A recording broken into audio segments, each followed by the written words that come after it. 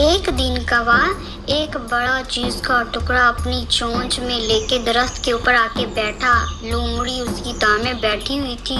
उसको देख के आके बोली,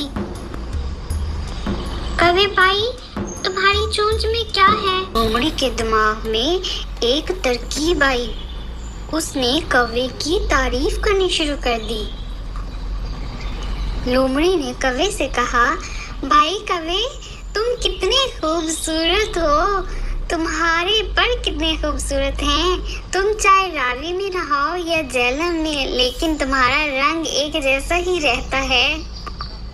सचमुच तुम परिंदों के राजा हो। तुम्हारा गाना बहुत मीठा है, बांसुरी से भी ज्यादा। दिल तुम्हारा गाना सुनने को तरस रहा है। जरा गाना तो सुनाओ।